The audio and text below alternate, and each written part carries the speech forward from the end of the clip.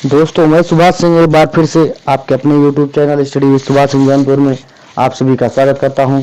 जैसा कि आप थंबनेल में देख ही चुके हैं, हम आपको पढ़ाने वाले हैं C10 अपना EVS का नोट्स, जो हैंड रिटन नोट्स है अपना, वही आप लोगों के सामने प्रस्तुत करने वाले हैं, जिसमें से लगभग तीन वीडियो तक बन चुके हैं।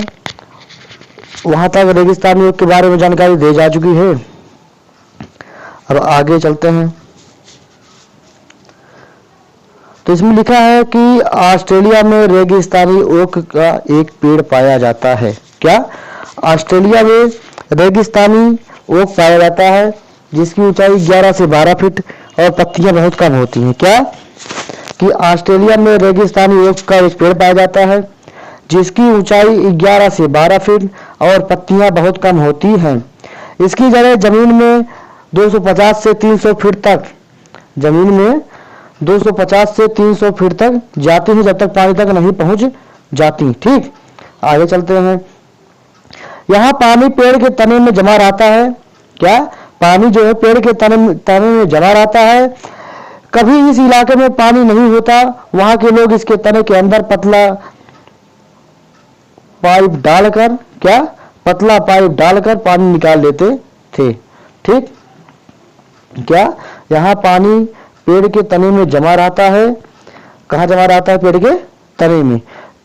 इस इलाके में जब पानी नहीं होता तो लोग पेड़ की तने में पाइप डालकर पानी निकाल लेते थे। ठीक, बिहू के त्योहार के बारे में अगर जानकारी दें तो यहाँ यह त्योहार चावल की नई फसल कटने पर असम में मनाया जाता है।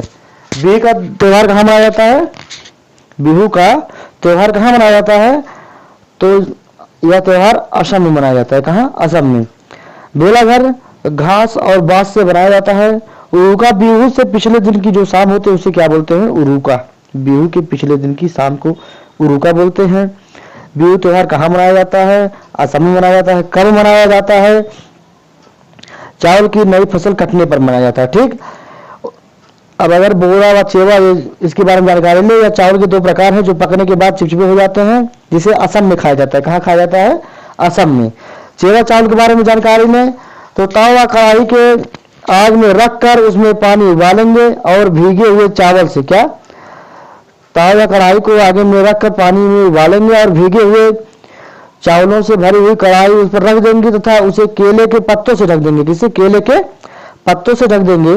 थोड़ी देर बाद चेवा चावल तैयार हो जाता है। कितनी देर बाद? थोड़ी ही देर बाद चेवा चावल तैयार हो जाता है। असम में चाय के साथ पीठा खाया जाता है। कहाँ? असम में चाय के साथ पीठा दिया जाता है। औरत पीले रंग के कपड़े पहनती हैं, लड़कियां रंग बिरंगी मेखला चादर ओढ़ती हैं। ठीक, बेलाघर लकड़ी का एक ढेर होता है जिसे बेला का नाम से जाना जाता है। बेलाघर।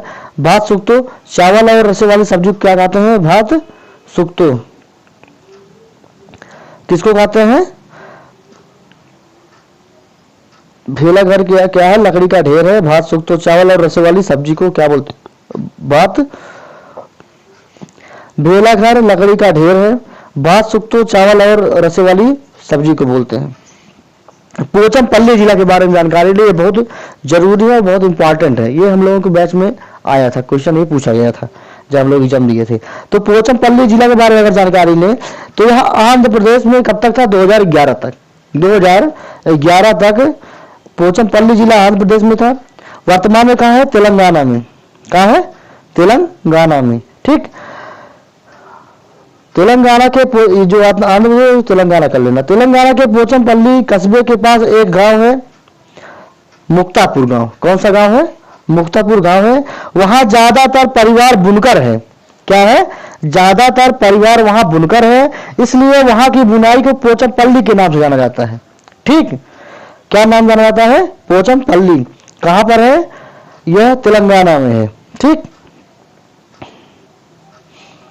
कुछ चीजों के नाम उन इलाकों के नाम से मशहूर हैं। क्या? कुछ चीजों के नाम उनके इलाकों के नाम से मशहूर हैं, जैसे कुल्लू की साल, मधुबनी पेंटिंग, असम की सिल्क, कश्मीरी कढ़ाई, ये सब उनके इलाकों के नाम से प्रसिद्ध है। मलयालम में चिट्टपन किसको बोला जाता है? क्या? चिट्टपन, पिता का छोटा भाई अर्थात चाचा को। मलयालम में अपने चाचा को चिट्टपन नाम से बुलाया जाता है। कुंजमा पिता के छोटे भाई की पत्नी अर्थात चाची को, पिता के छोटे भाई की पत्नी अर्थात चाची को कुंजमा कहा जाता है। कहाँ में? मलयालम में। ठीक। अबू धाबी में केवल खजूर के पेड़ दिखाई देते हैं। कहाँ? अबू धाबी में केवल खजूर के पेड़ दिखाई देते हैं, क्योंकि यह एक ऐसा पेड़ है जो वहां उग सकता है। कहाँ पे? अबू धाबी में। किसका? खजूर का पेड़। ठीक। अबू धाबी की भाषा अरबी, अबू धाबी की भाषा अरबी है। वहां की करेंसी क्या है? दिरहम। क्या है? दिरहम। केरल में मसाले उगाए जाते हैं। कहाँ पे? केरल में क्या उगाए जाते हैं? मसाले। ठीक। लेफ्टिनेंट कमांडर के बारे में अगर जानकारी लें, किसके बारे में? लेफ्टिनेंट कमांडर के बारे में अगर जानकारी लें तो वहीदा प्रिज्म पहली महिला थी जो लेफ्टिनेंट कमांडर के रूप में थी और पूरी परेड की कमान संभाली थी। कौन? वहीदा प्रिज्म। ठीक। वहीदा प्रिज्म लेफ्टिनेंट कमांडर थी और वो महिला थी। ठीक। वो पूरी परेड की कमान संभाली थी। आगे देखते हैं। पूरी परेड में 36 निर्देश देने होते हैं। क्या? पूरी परेड में 36 निर्देश देने होते हैं। जब परेड होती है तो पीछे 4 टुकड़ियां चलती हैं। कितनी? 4 टुकड़ियां चलती हैं। प्रिज्म एक कांच का होता है जो 7 रंग दिखाई देता है। ठीक। स्किटपो पुल के बारे में जानकारी दो। लद्दाख का एक गांव है। लद्दाख में माँ को आमाले, ये देखो खतरनाक खतरनाक नाम। लद्दाख में माँ को आमाले, पिता को आबाले तथा दादाजी को मीमीले। लद्दाख में माँ को आमाले, पिता को आबाले तथा दादाजी को मेमेले कहते हैं। ठीक। आगे चलते हैं। अब एनसीईआरटी क्लास 5 की ईवीएस की चालू होती है। ठीक।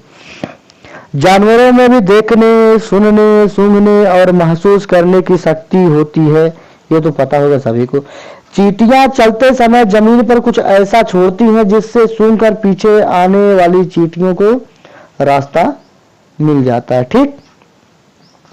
कुछ नए कीड़े मकोड़े अपनी मादा कीड़े की गंध से ही पहचान जाते हैं। कुछ नए कीड़े मकोड़े ऐसे हो गए हैं जो अपनी मादा कीड़े की गंध से उसको पहचान कर लेते हैं। अब हम मच्छर के बारे में अगर जानकारी लें, कितना खतरनाक कि मच्छर हमारे शरीर की गंध, खासकर पैरों की तलवे।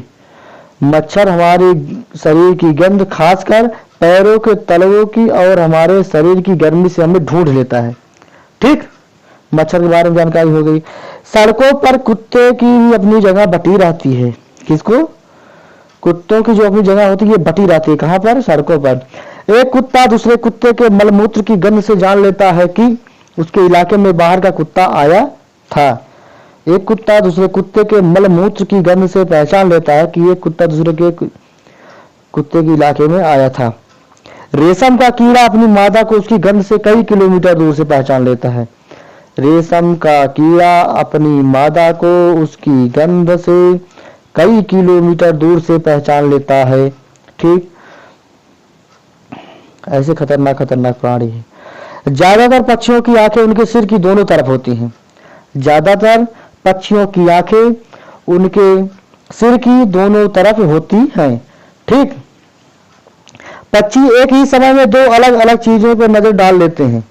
पक्षी एक ही समय में 2 अलग अलग चीजों पर नजर डाल लेते हैं। ठीक। जब ये बिल्कुल सामने देखते हैं तब इनकी दोनों आंखें एक ही चीज पर होती है। पक्षी जब सामने देखते हैं, ये बिल्कुल सामने देखते हैं कि दोनों आंखें एक ही चीज पर होती हैं। ठीक। ज्यादातर पक्षियों की आंखों की पुतली घूम नहीं सकती।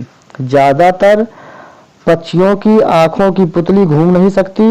वे अपने गर्दन को हिलाकर घुमाकर ही आसपास देखते हैं। ज्यादातर पक्षियों की आंखों की पुतली घूम नहीं सकती। वे अपने गर्दन को हिलाकर ही आसपास देखते हैं। पक्षी जब दोनों आंखें एक ही चीज पर केंद्रित करते हैं तो उन्हें चीज की दूरी का एहसास होता है।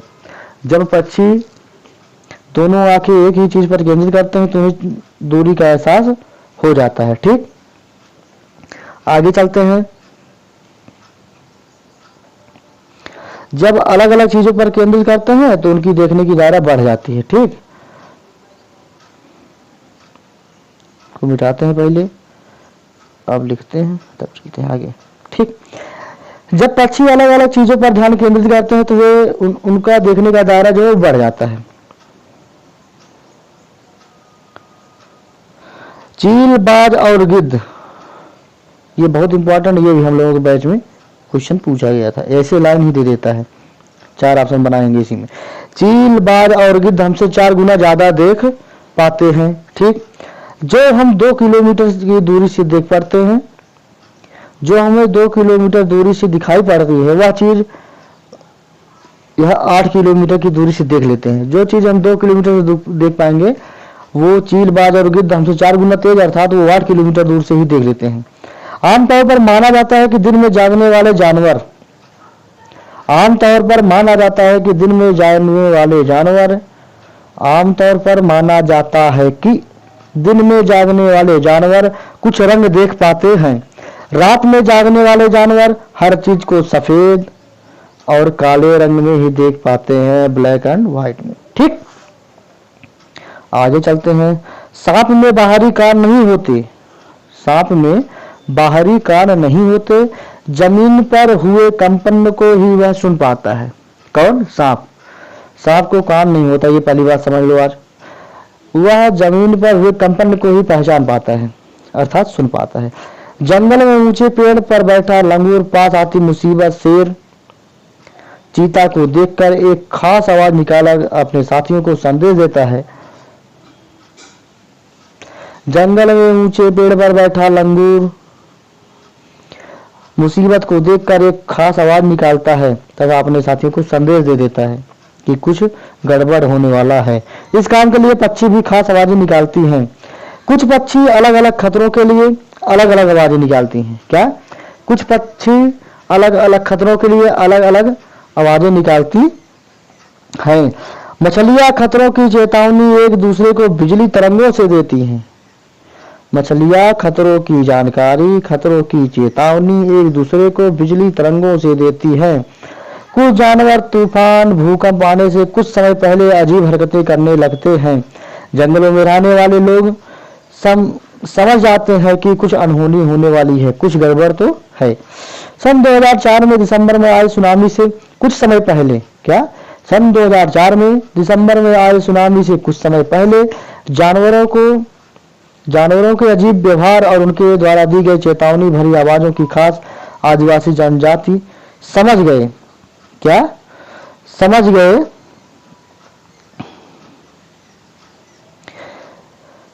उन्होंने यह इलाका खाली कर दिया। इस प्रकार से ये लोग सुनामी से बच गए। 2004 में जब सुनामी आई, कुछ जानवर अजीब सी हरकतें करने लगे, जिससे देखकर आदिवासी लोग ये समझ गए कि कुछ तो गड़बड़ है, इसलिए वो समय